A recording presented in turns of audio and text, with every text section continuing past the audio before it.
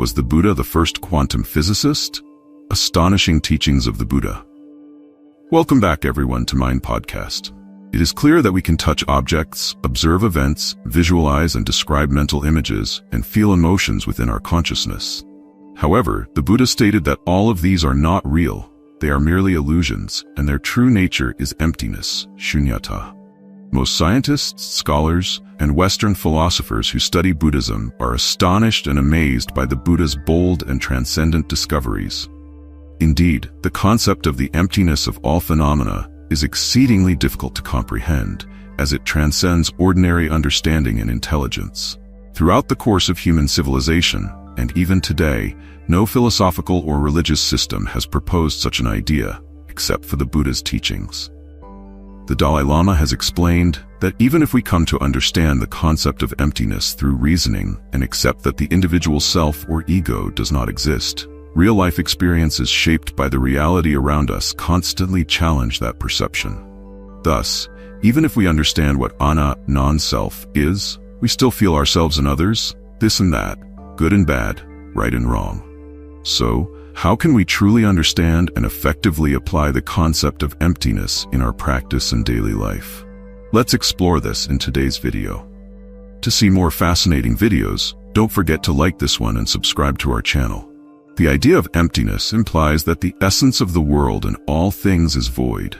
They have no inherent existence, no intrinsic nature, and no independent reality. All phenomena, whether material or mental, are merely temporary combinations arising from dependent causes and conditions. They exist only as constructs of consciousness, created by the mind, and are not inherently real. The concept of emptiness holds essential meaning in Buddhist teachings. This is what makes Buddhism different from other religions, as well as from science and many philosophical schools. So does that mean the house we live in, the car we drive, and the food and clothes we use every day are not real? Not exactly. It is not that these things do not exist at all. They do exist, but they are not truly real, just like objects in a virtual world. They exist, but their existence is not ultimate.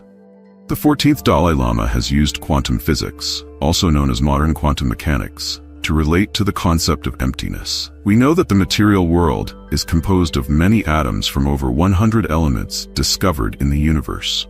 Each atom consists of a nucleus at the center and a cloud of electrons moving around it. The nucleus itself is made up of either protons, neutrons, or both. For example, the simplest atom, hydrogen, has a nucleus with only one proton, while the nucleus of helium contains 2 protons and 2 neutrons.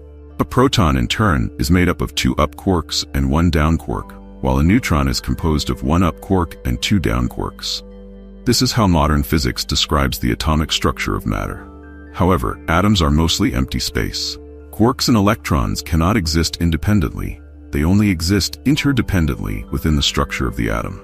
An atom is composed of a nucleus at its center, with electrons revolving around it. The nucleus is only 1/1000th the size of the entire atom. For example, the diameter of a carbon atom is approximately 0.5 nanometers, which equals 1/2 billionth of a meter. Meanwhile, the protons and neutrons making up the nucleus are about 1/millionth of a nanometer in size, meaning a proton is 50 million times smaller than the entire atom. To grasp just how small this is, imagine magnifying a carbon atom, already incredibly tiny at 0.5 nanometers, to the size of the Earth, which would be an enlargement of 24 trillion times. Even at this scale, a quark would only measure about 5 millimeters, not even the size of a grain of rice. This detailed description illustrates that atoms are fundamentally empty. The matter that forms atoms, quarks and electrons, are not independent entities, as they cannot exist in isolation. A single quark cannot exist alone. It takes 3 quarks to form a proton or a neutron. Similarly, electrons cannot remain stationary. They are always in motion. According to Heisenberg's uncertainty principle, it is impossible to simultaneously determine both the momentum and position of an electron. The essence of Heisenberg's uncertainty principle is that it is impossible to precisely determine the position and momentum of an electron simultaneously. From a Buddhist perspective, this suggests that quarks cannot exist independently, and electrons are like illusions, similar to flowers in the sky, mere projections without inherent reality. Due to a single moment of ignorance, avidya, we perceive the interdependent combination of causes and conditions as material atoms, which in turn constitute galaxies, stars, mountains, earth, all beings, and objects. This synchronized experience through the senses, eyes, ears, nose, tongue, body, and mind, creates the illusion of reality. Yet, in truth, there is nothing inherently real. As summarized in the Cheng Wei Shi Lun treatise on the perfection of consciousness only by Xuanzan, the three realms are mind only, and all phenomena are consciousness only. Practitioners who attain enlightenment through Buddhism realize the mind is like space, vast, formless, and without possession. This insight reveals the true nature of the universe as formless and devoid of inherent characteristics. Modern science has achieved the ability to split the nucleus of uranium-235, resulting in the formation of uranium-236, barium, and krypton. However, it cannot break apart the proton or neutron, as doing so would require infinite energy. Scientists refer to the confinement of quarks within protons or neutrons as permanent confinement, meaning they can never be separated. In Buddhism, this state of confinement is likened to the mind's stubborn attachment, which arises from the initial moment of ignorance. It is due to this ignorance that we perceive atoms, the universe, and all phenomena as real. The Buddha's teachings state that the mind is boundless and infinite, unrestricted by space or time. This boundless mind has the capacity to shatter the illusion of confinement. However, it is due to this moment of ignorance that the perception of atoms, material objects, the world, and all beings arises. Without that initial moment of ignorance, avidya, the illusory world would disappear, as it has no inherent reality. Just like everything on a computer screen vanishes when the device is powered off, because it was only an illusion, not real. The state of non-conceptual awareness, the absence of ignorant thoughts, reveals that the world is fundamentally empty and non-existent. However, even though the world is seen as an illusion, there is still an apparent structure, but being illusory, it lacks true reality. It only manifests when a thought arises, which Buddhism refers to as beginningless ignorance. In the state of non-conceptual awareness, there is no distinction between consciousness and matter. In fact, material atoms are just a hardened form of consciousness, frozen by attachment, specifically the attachment to things as real. This attachment obscures direct perception and limits awareness. Beginningless ignorance refers to a state without knowledge or substance, lacking both space and time. In this state, quarks and electrons exist merely in potential form, unshaped and seemingly non-existent, as abstract quanta of invisible energy. When an ignorant thought arises, these potential forms manifest as material atoms. The German philosopher Immanuel Kant referred to this structure as the thing in itself, an entity beyond comprehension, impossible to know as it truly is. Any knowledge acquired through consciousness becomes distorted, diverging from the original truth. Today, many leading scientists also acknowledge this idea. Niels Bohr, the Danish physicist who won the Nobel Prize in Physics in 1922, stated that fundamental particles, when isolated, are mere abstract virtual particles. Werner Heisenberg, the German theoretical physicist and Nobel laureate of 1932, who developed the uncertainty principle, explained that atoms and fundamental particles form a potential world, a realm of possibilities rather than concrete, physical entities. According to Heisenberg, atoms are not solid objects. The potential world he described awaits specific conditions to become manifest reality. It takes a second moment of ignorance, referred to in Buddhist terminology as initial ignorance, avidya, for this potential reality to manifest. In ordinary terms, this is known as consciousness, vijnana. When material structures develop into living beings equipped with sensory faculties, eyes, ears, nose, tongue, body, and brain, Buddhism calls these the six sense bases, shadayatana.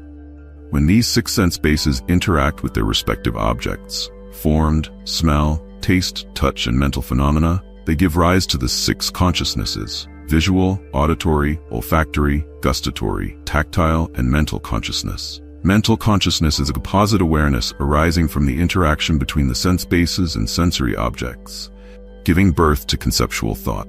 Buddhism holds that material objects are illusions without inherent reality. However, When the brain synthesizes sensory input and generates a thought, material objects are mistakenly perceived as real. This misperception is what Buddhism calls initial ignorance, avidya. From this initial thought, subsequent thoughts arise continuously, forming consciousness and leading to the belief that there is an objective world independent of consciousness. Quantum physics, however, has revealed that there is no independently existing objective world outside of consciousness, only a subjective world created by consciousness. John von Neumann, a Hungarian-American mathematician who made significant contributions to quantum mechanics and computer science, stated that nothing is real unless consciousness exists. According to von Neumann, all realities are composed of consciousness, a view that stands in stark contrast to materialism. Eugene Wigner, a Hungarian physicist and mathematician who won the Nobel Prize in Physics in 1963, also remarked that the deeper we explore the external world, the more we arrive at the conclusion that the contents of consciousness are the ultimate reality. A particle only exists when observed, implying that consciousness is a fundamental component of reality. In Zen practice, when practitioners reach the state of throat of doubt, the initial stage of beginningless ignorance, they gain insight into emptiness. However, this is not yet full enlightenment, kensho. The practitioner must take one more step, referred to in the sutras as Baichi Gan Togengi Jinbu, taking one step beyond the 100-foot pole. This metaphor likens the spiritual journey to climbing a 100-foot pole. Even after reaching the top, one must take one final step to attain enlightenment. The Buddha used the image of a person climbing a 100-foot pole to symbolize this process.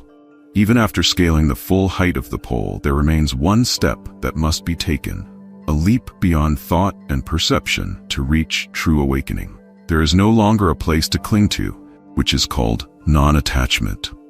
To give rise to the mind without abiding anywhere refers to what? It is precisely returning to the initial ignorance. Due to delusion, one embarks on cultivation, only to return to delusion upon reaching enlightenment. Or, does it mean simply returning to the mundane world to see that mountains are mountains and water is water, perceiving all things as ordinary as others do? However, the state of mind has changed, no longer clinging, having realized the nature of non-attachment and the original face of reality. This is precisely what the Heart Sutra means when it says, "There is no ignorance, nor the ending of ignorance. There is no old age and death, nor the ending of old age and death. There is no suffering, no cause of suffering, no cessation of suffering, and no path. There is no wisdom and no attainment, because there is nothing to attain." Therefore, a person who has realized the nature of things can outwardly appear like an ordinary person without any conceptual attachments, unaffected by the constraints of atomic phenomena. The constraints of quarks within protons and neutrons symbolize the mind's clinging to the cycle of birth, death, and rebirth.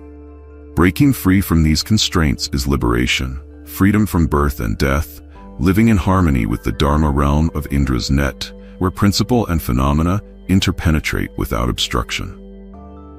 Great masters such as the sixth patriarch Huineng and other enlightened beings like Hanshan and Shi have left behind incorruptible bodies at the Nanhua Temple in Shaogan, Guangdong, China. In summary, emptiness in Buddhism is explicitly taught in the Prajnaparamita Heart Sutra and elaborated in Nagarjuna's Middle Way treatise. It is also validated by quantum physics through the understanding of the three elementary particles that make up atoms: quarks, leptons, and electrons. These particles are virtual and cannot exist independently but must rely on each other, illustrating the principle of dependent origination through atomic structures. In reality, atoms are empty. What we perceive as solid matter is merely the sensation created by electron clouds around atomic nuclei. This concept of emptiness is also demonstrated clearly through the invention of computers. The phenomena displayed on screens, texts, images, sound, and videos, are merely illusions, a web of interdependent phenomena. The electrons flowing as electric currents defined as zeros and ones in binary systems form the foundation of everything we see as letters, images, and sound. These entities can interact as if real, yet their essence is empty, nothing at all. Because after all, the electron is not an entity that can exist independently. Thus, the emptiness, shunyata, of the universe and all things is evident and undeniable. Matter exists only within the grasping mind, rooted in the initial ignorance of delusion. The grasping mind is extremely rigid and persists even after the physical body dies. It reincarnates into another body and another life. Only through complete enlightenment, by thoroughly eradicating all erroneous habits, can the mind let go of its grasping. Realizing emptiness is not to cling to the notion of emptiness. Clinging to emptiness would lead to uselessness. On the contrary, emptiness is the foundation of all phenomena and the wondrous functions of all dharma. Precisely because everything is empty, all things manifest without obstruction, without conflict or competition. For example, in cyberspace, everything is an illusion. When the right conditions are met, a file appears on the screen when we open it. Similarly, when those conditions cease and we close the file, it vanishes without leaving a trace. This is the nature of unobstructed existence. If everything were real, a file that appeared on the screen would remain there permanently, leaving no room for anything else to appear. Similarly, in life, because all things are illusory and empty, countless worlds can coexist without obstruction. The past, present, and future all freely manifest within our consciousness. However, in the external everyday world, things do not work that way. Ideally, when we imagine a grand, well-built house, it should instantly appear in the external world. But that is not the case. What we see may still be a dilapidated, rundown hut. To build a grand house, we must work hard, save money, and over time, we can finally construct it. This is because ordinary life operates within the constraints of space, time, and quantity. Turning thought into reality takes time and requires space. Material resources and energy are also limited. The root cause of these limitations lies in our attachments and clinging to forms. In contrast, the spiritual mind, free of attachments, possesses no such constraints and thus transcends ordinary limitations. If one were to attain the spiritual power and enlightenment of the Buddha, it would theoretically be possible to manipulate atomic nuclei, transforming water into houses or any essential items for life in an instant. However, in reality, the Buddha did not perform such feats because they held no meaningful purpose. Instead, he focused on teaching people the origin of suffering and the path to liberation from it. Yet, one of the Buddha's disciples, Mahamoggallana, did perform a miraculous act on one occasion. During a large Buddhist assembly held in Shravasti under the auspices of King Pasenadi, attendees needed to cross the Asai River to enter the city for the event. However, on that day, the river swelled, and strong winds and waves made it impossible for small boats to cross. In response, Moggallana created a sturdy bridge, allowing the Buddhist delegations to cross safely and participate in the gathering.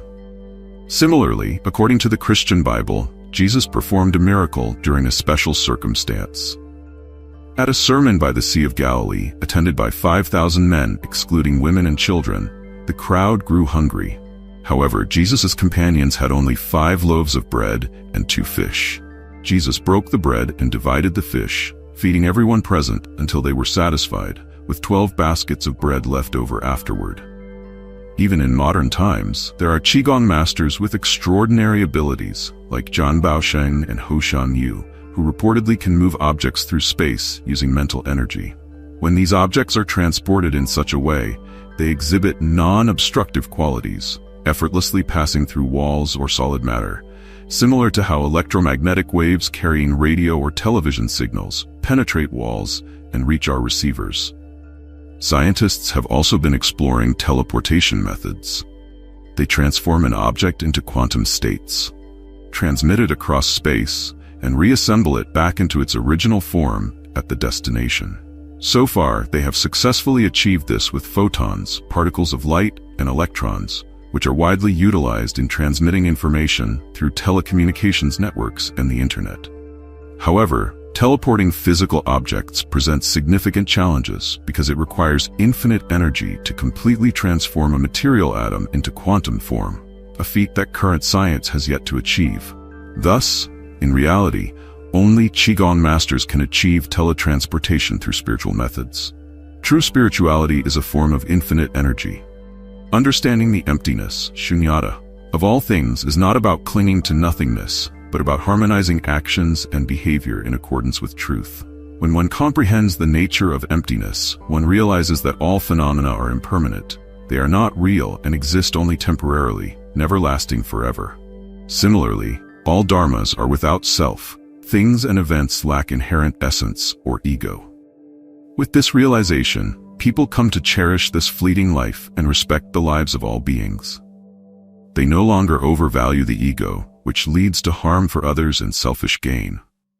Without deceit, competition, or struggle for personal benefit, the world would have order and peace. Understanding emptiness as infinite opens the way to countless possibilities. It provides room to accommodate all beings, making competition unnecessary.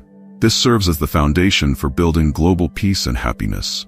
The concept of emptiness is most profoundly discussed in the Prajnaparamita Heart Sutra, a concise Mahayana scripture. The Chinese translation by Xuanzang consists of only 260 characters, with the original likely composed between 100 BCE and the 2nd century CE. A portion of the text reads as follows. When the Bodhisattva Avalokiteshvara was practicing deeply the Prajnaparamita, he clearly saw that all 5 aggregates are empty, thus transcending all suffering and distress.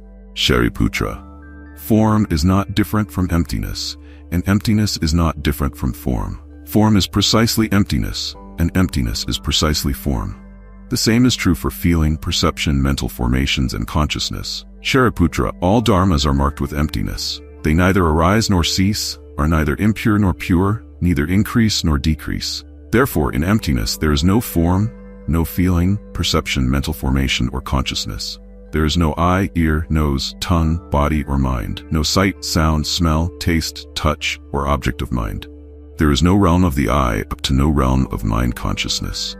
There is no ignorance and no end to ignorance, no old age and death and no end to old age and death.